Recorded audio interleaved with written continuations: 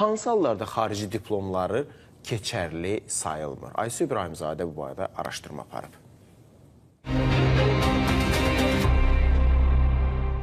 Hər il ali məktəblərə qəbul imtahanlarının nəticələri açıqlanandan sonra xeyli abituriyent tələbə adını qazanmaq üçün alternativ yollar axtarır.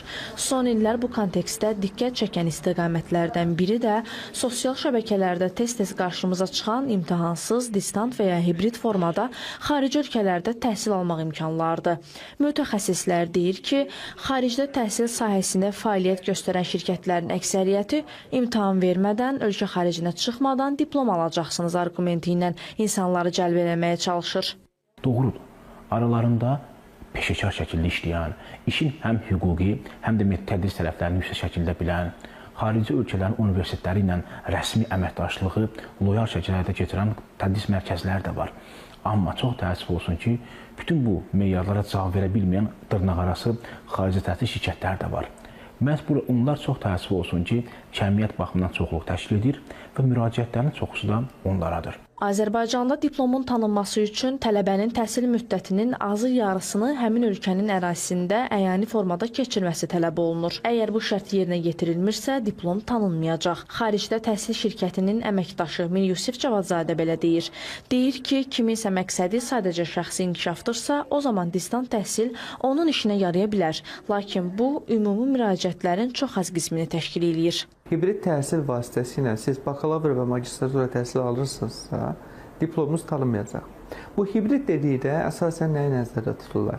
Yəni sadəcə imtahana gedərək, amma bütün təhsil müddətini Azərbaycanda qalmaq şərti ilə. Amma təhsil müddətinin ən azı yarısını burada oxumamış tələbələrin diplomu təbii ki, Azərbaycanda tanınmayacaq. Bəli, hibrid təhsil, distant təhsil formaları mövcuddur. O demək deyil ki, bu təhsil formaları çox pisdir, bu təhsil formasına istifadə etməməliyik. Xeyr, sadəcə manipulyasiyadan uzaq bir şəkildə seçimlərimizi etməliyik. Məsələ ilə bağlı Təhsildə Keyfiyyət Təminatı Agentliyinə də müraciət elədik.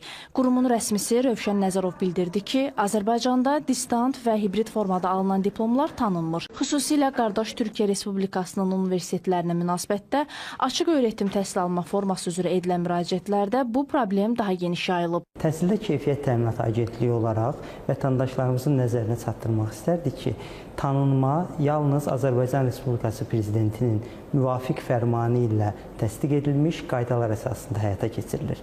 Biz bu qaydalardan yola çıxaraq vətəndaşlarımıza bir sıra nüanslara diqqət etmələrini tövsiyə edirik.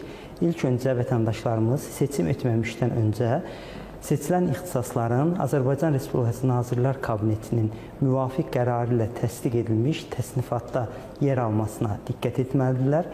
Eləcə də vətəndaşlarımız tərəfindən seçiləcək ali təhsil müəssisəsinin yerləşdiyi ölkədə yerli təhsil qurumu tərəfindən, yəni yerli səlahiyyətli təhsilə keyfiyyət qurumu tərəfindən akkreditasiyadan keçməsi və dövlət lisenziyasının olması ən mühüm şərtlərdən. Qeyd eləyək ki, agentlik ünvanlanan müraciətlər əsasında rəsmi olaraq ən çox imtina edilmiş universitetlərin və proqramların siyahısını öz rəsmi internet səhifəsində dərc edib.